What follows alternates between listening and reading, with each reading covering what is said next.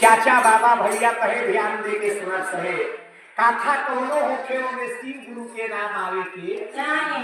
तो देखी इंद्र भगवान के दरबार में सभा लागो रहे रिंकू जी उस सभा में देवता लोग के जुटान भई रहे ओमे हमनी के शिवो गुरु महाराज गई रहे तो जेगा हमनी ने कौनो कथा कहानी कहिला जाता उन्हें प्रश्न पूछे वाला हमनी के गांव में एक से एक बालो तो वही तरह देवता लोग ने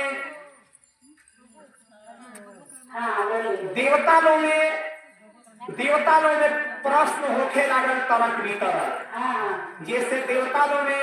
कह दिए इंद्र भगवान जे सत्य के करा में बा तो यही में केहू कहे जे राम जी ने सत्य बहुत भारी बा तो यही में केहू देवता कहल जे कैसे राम जी ने सत्य बा तो लिखल बा चारू लिखल बा पहले ही कि राम नाम सत्य है कहले केहू यही में कहे जना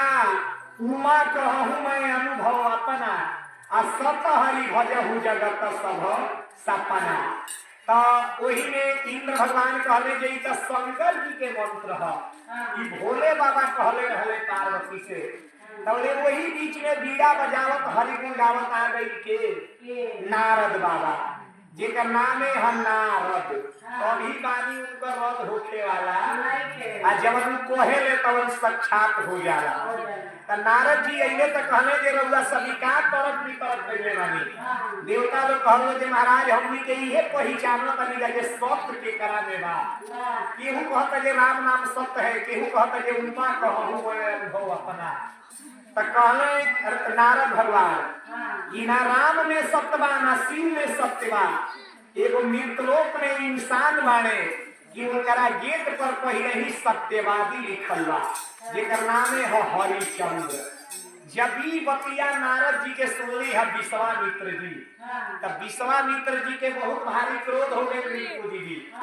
जैसे हमनी का वाणी जाकर केहू के सुझाकर हमनी के जैसे भगवान देवते लोग में अगर केहू बड़ाई को दे तो वहू लोग में जरूर तरक भी तरक होला जेगा हमनी में होता तो नारद जी के कहत रहे विश्वामित्र जी कि नारद जी का कहला है नारद जी कहले कि राजा हरिचंद्र रेखा दानी केहू नहीं थे कहले विश्वामित्र जी जे वही चलतनी और वही चलतनी देखतनी कि केतना दान करत है नारद जी का कहत रे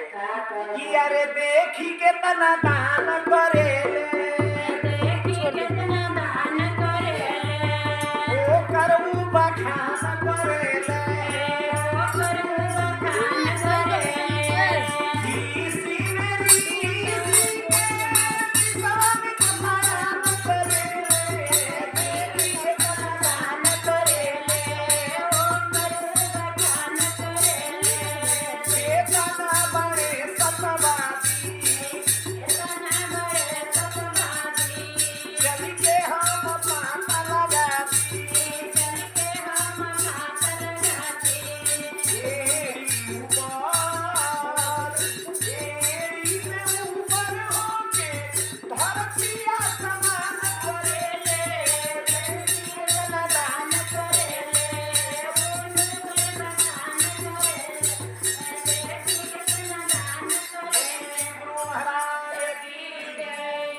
विश्वामित्र जी के बहुत भारी क्रोध हो गई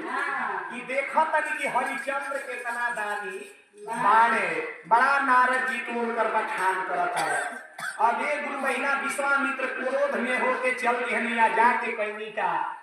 इस सपना देखवनी राजा हरिचंद्र के राजा हरिचंद्र सुतल बाने सपना कैसे देखता है स्वामीनाथ व्यास जी अपना लई में गौले बने लेकिन हमनी के सी चर्चा में बानी जा तनी कुछ अपन क्वालिटी बदल के से कि चैनल पर चलता नहीं जा राजा हरिचंद्र जी कैसे सपना देखता है अरे सुतल रहले राजा जी भाना शिव गुरु भाना शिव गुरु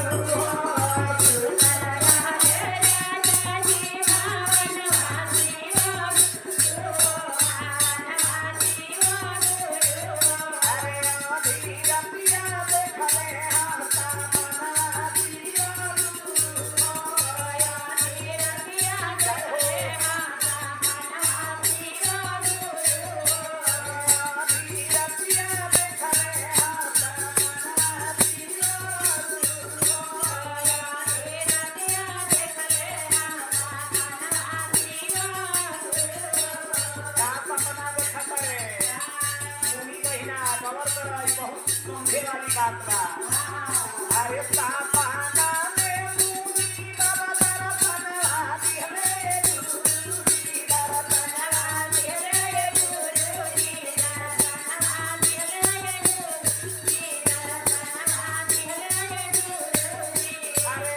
अरे हरि चंद्र पे खड़ा ले प्यारा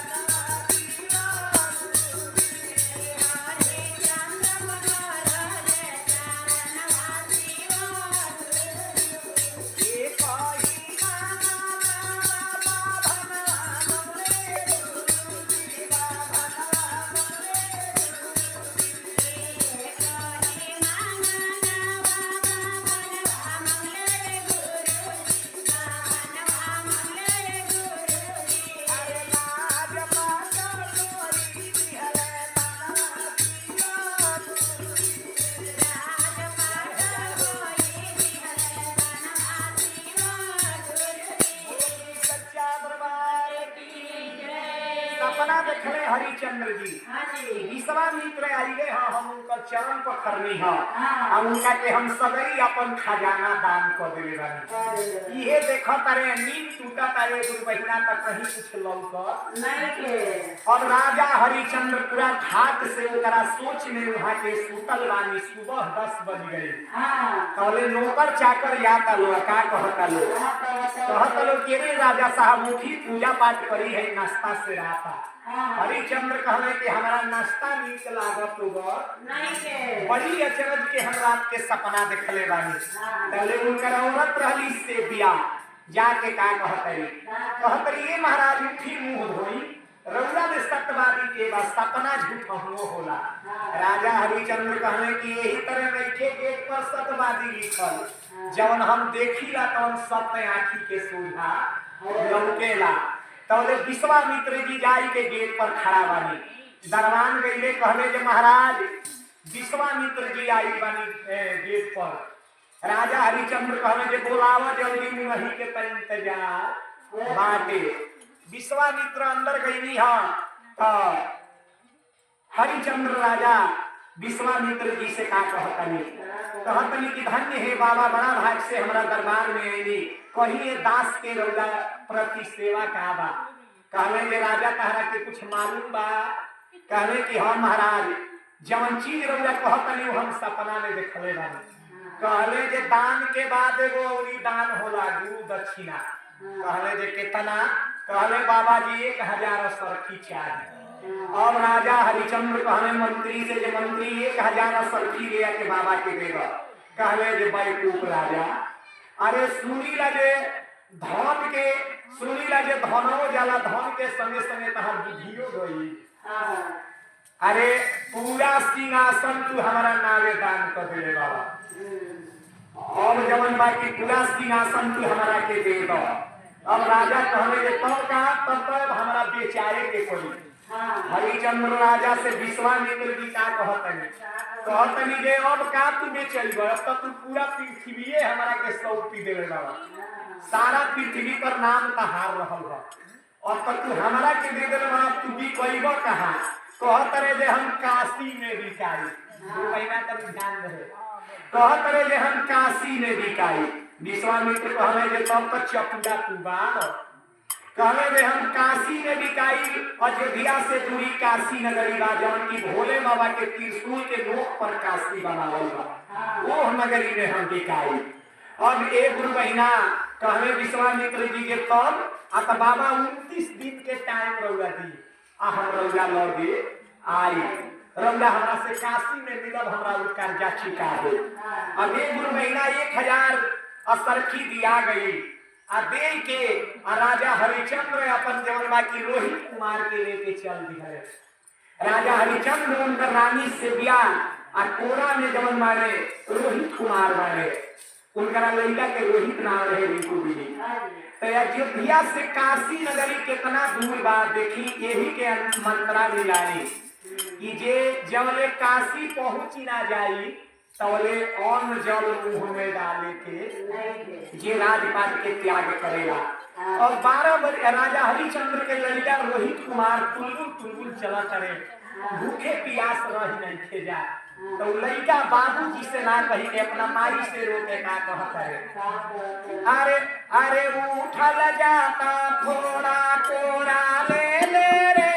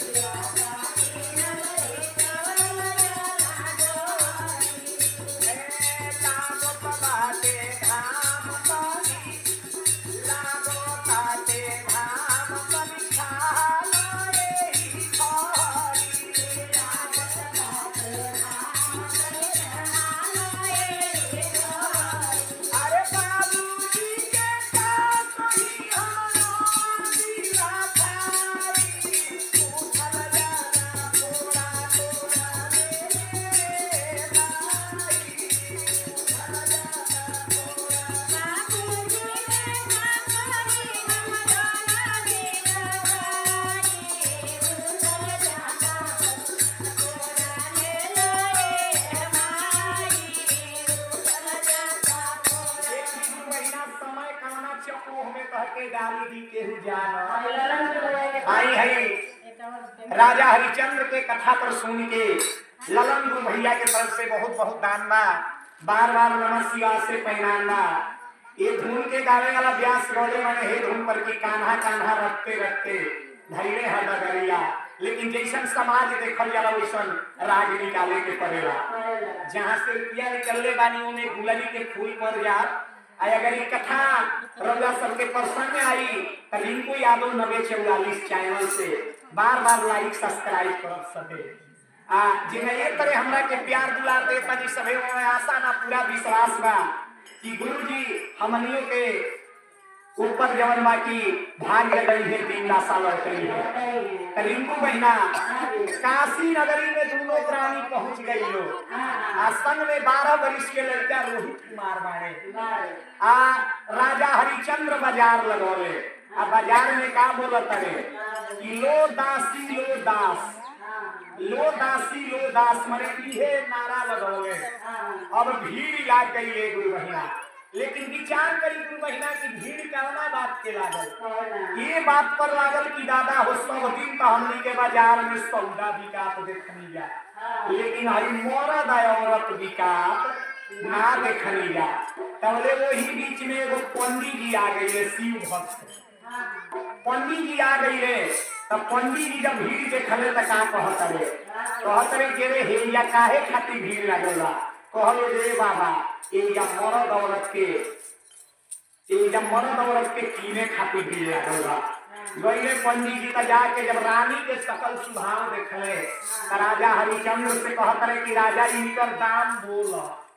राजा हरिचंद्र कहने के बाबा 500 रुपया पंडित जी खजाना में से निकलने कहने के लो कहने के बाबा इस सब दिन खातिर रउआ के नहीं दे ई कुछ दिन खातिर गिरवी रखतानी ई हमारा पर समय आईला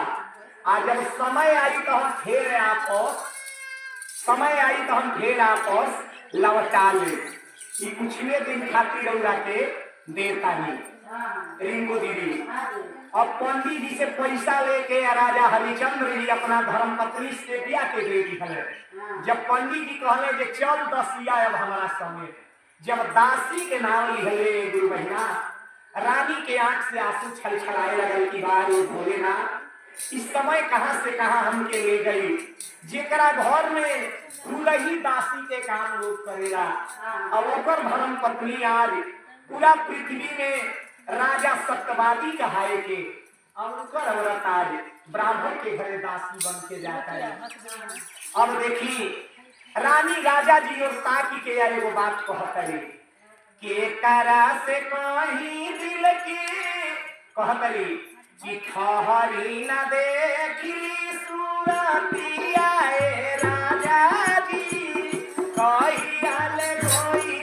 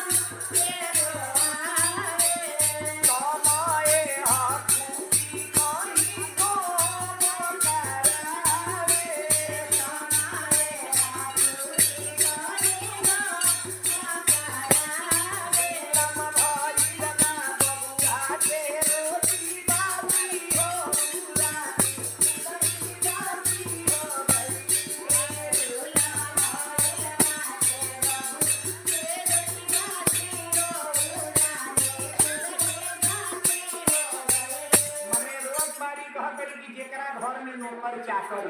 अब वो राजा के रानी आई ब्राह्मण की है दासी बन के जाता रही। रानी चल गई तो पंडित जी कहले जे हई संगमा में के ह कहली जे हमर लड़का हुआ कहले जे हम गाय किनले बानी बछरू लड़की किनले कहली जे तो बाबा बिना बछरू के गाय शोभा ना दी कहले कि ये लड़का के ले चलब कौन कि क्वार्टर के भाड़ा वसूल करब वही पर जे फुलवारी से फूल लोढ़ के अब पूजा पाठ खातिर ये आके दी है तो रानी कहली जे मंजूर बा हमरा के का कहतरी कहले जे तू हमरा चौका बर्तन करी ह अब पूजा पाठ के सामान हमरा के ले आके दी है। और एक महीना रानी तो चल गई ब्राह्मण की है। अब राजा हरिचंद्र अपन बाजार लगौले तो उनका के किलस जाति के डोम जाति के डोम जब एक 10 दे गई तो कहत के तोहरा के तो हम कीन ले बानी लेकिन तहर नाम ना जननी है तो नाम का है कहले जे हमर नाम हरिचंद्र है कहले जे हरिचंद्र ना भगवो नाम बस सत्यवादी के अपूर्व प्राणी जी का तरल बाजारी में कहले जे का कही भैया समय जमन ना करा दे दो भैया कहले कि तार हरिचंद्र ना रही तोर नाम अब हम चेंज करब तो देखी गुरु महीना ये सब शिव गुरु के ऐसा माया है। राजा हरिचंद्र के नाम चेंज कैलस जात के तो कहलस कि तोर हरिचंद्र ना रही तोर नाम रही हरिया हरिया नाम रही। तो देखिए जब भावना लड़ी है स्वामीनाथ व्यास जी के कि हरिया हो गई रे ए शिव गुरु हरिया हो गई रे सघेरल शिवी पाती हो बदरिया राजा हरिया हो गई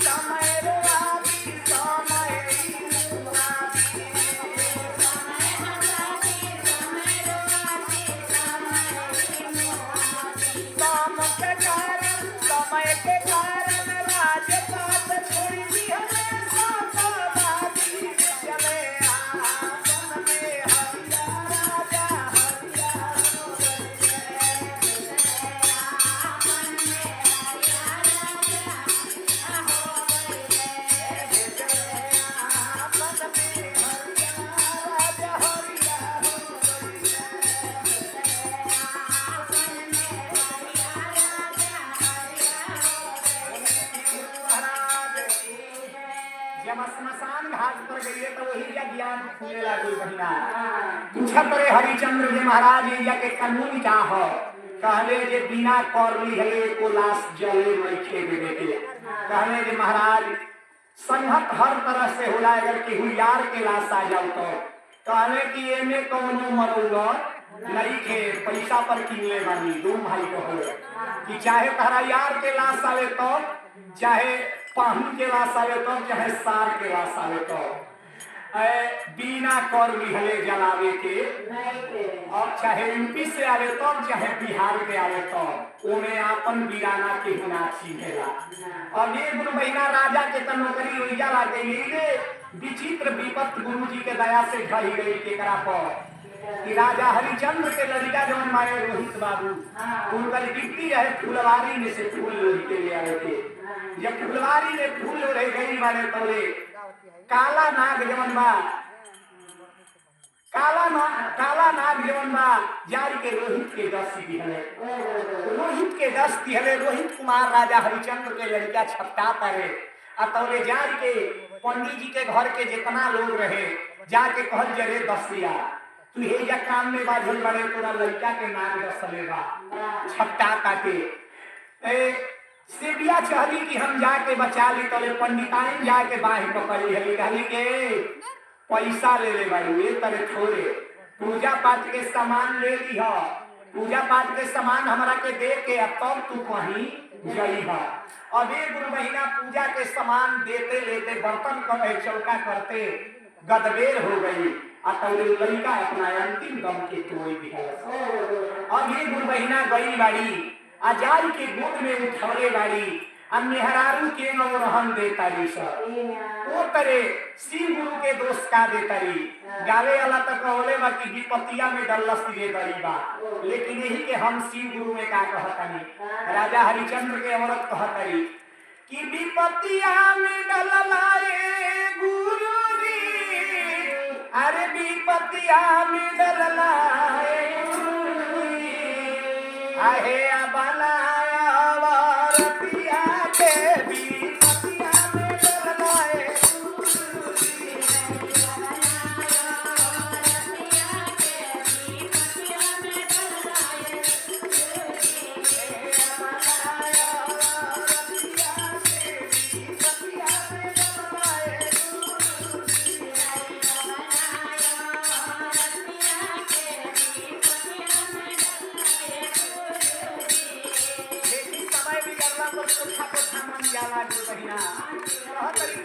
हमसे पाप भइल कवना ही जुग भइल पाप हो बबुआ के जतरती पाप हो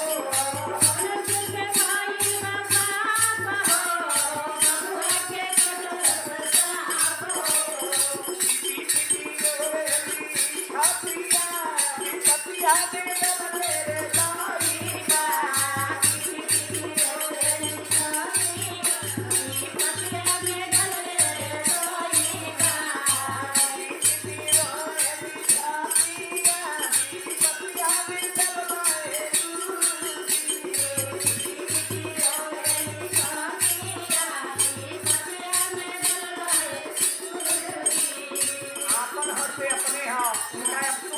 या कि हमारे पतिदेव पूछी है तो हम कौन जवाब दे कहतरी छोड़ी के सुना भागल हो भजिया में अदिया लागल हो छोड़ी के सुना भागल हो भजिया में अदिया लागल हो जितरे ना लाल के पूरा पिया बिचतिया में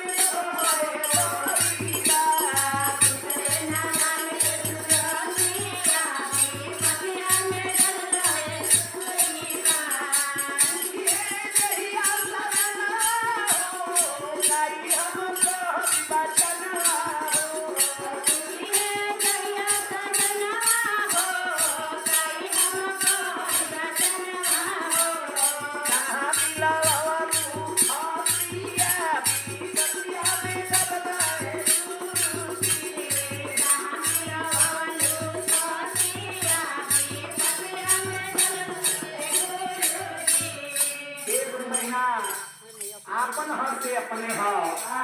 जेकरा कोखी अगर एगो अंधरो लंगर जन्मता तो मतारी कहते कि हमार अंधो बात हमारा लगे तो बैठल बा तो पंडिताइन से जाके राजा हरिचंद्र के औरत कहते कि हे महारानी अब तो जवन भई तवन भईबे कहीं कुछ मुद्रा दे दो कि हम अपना बबुआ के कफन दफन करी तो एक आदमी हिया के कठोर होला पंडिताइन कहते कि ना भी बबू ले जाके ओइसन तक कितने परल होई 200 लाख कोई मसान घाट पर इतना तहर बड़का राजकुमार मरल रहे कहली कि ये पंडिताई ई का कहतरू अरे भीखमोनो के बेटा एगो राजे कुमार है लेकिन तबो एगो बहिना उस सवाल सुना नहीं थी कहतरी कि हे गुरुजी ई हमरा समय के दोष बा ई हमरा कर्म के दोष बा अपना साड़ी के फाड़ के बहिना अपना साड़ी के फाड़ के आ कफन बनाई के और लड़का के ऊपर डाल के लाश लेके चलल बाई स्मशान घाट पर तो जा तारी त का कह तारी कि अरे करम के कमाई से अरे विपतिया आज घेराली केहू ना सुने हो तम्बाउतिया मुहा घेराली केहू ना सुने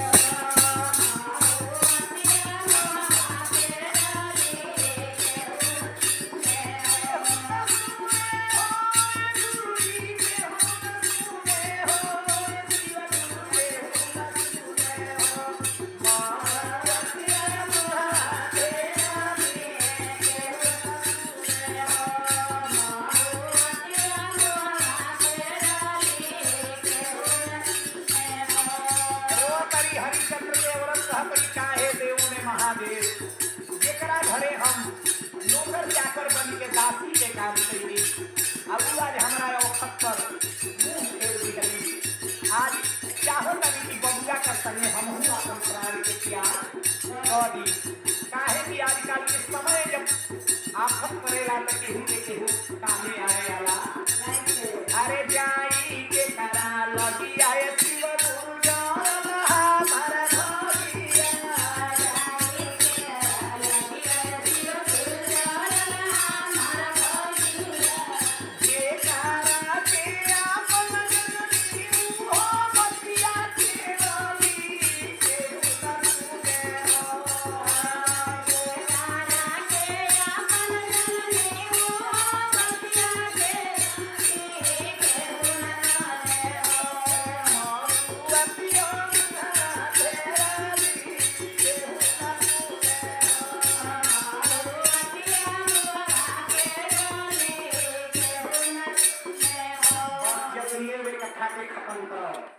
जब एक गई वाली 12 बजे का रात गुरु बहिना श्मशान घाट पर जब गई वाली वही मेरा राजा हरिचंद्र के पहरा रहे कहत रही कि हे श्मशान के देवता तनी अबला पर सहायता करी राजा हरिचंद्र कहले हे स्त्री इतना रात खातू कहाँ से बोली से चिन्ह गई ले राजा कहली जे कथ पर चिन्ह है जब कहली कि अब दुख मत पूछो जवन बात तवन हमरे पर बात राजा चिन्ह गई कहले किससे गया इतना रात का कहाँ से तब एक महीना एगो लाश जलते के छोड़ के चल गई रहे वो जब धधकल आया जोर भई रानी कहते ये महाराज दासा का है राजा कहने के पहले तू ही बताओ हम नहीं है लेकिन इतना सुंदर लाश ना पवनी है इलाज केकर है कहली जे लाश कहले कि खून के बताओ केकर है कहली कि तहरा बेटा के लाश है जब बेटा के नाम सुनले राजा कहने के ना नाम धर कहली की से कहली की पहले रउआ अपन परिचय दी रउआ इजा का करतनी कहले कि हमारे नाम सत्यवादी हो हमारे इजा नौकरी लागल बा कहली की तरह सत्यवादी नाम जागुरारो लिखल बा तो रउए हम अर्धांगिनी हमी ई रउआ हई देखी एक कथा पर खुश होके हमरा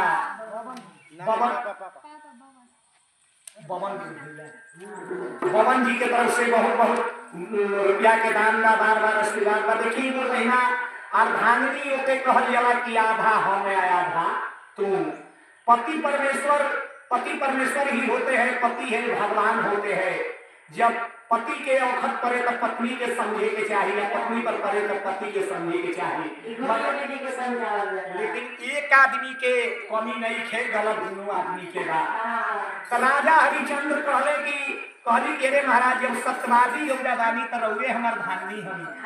आ हमरो से रउआ कर ले वो रउआ बेटा के लाशी है कहले जे बेटा के चलावे त हमारा बाप के होके तो चाहे यार के होके तो जेकर नून खाई जाला ओकर कानूनियो करी जाला से बिना कर लिहले हमें जरे ना दे कहली ये स्वामीनाथ रउआ अपना धर्म पर तुलल बानी तो हमहू अपना धर्म पर तुलल बानी साड़ी के तो हम फाड़ के कफन बनाई ले बानी और भाई जवान में बा एहू के रउआ ले ली कैसे कहतारी कैसे कि अरे सड़िया के फाड़ी हमको नवनी का खाना धर से धर ले बानी तनए सा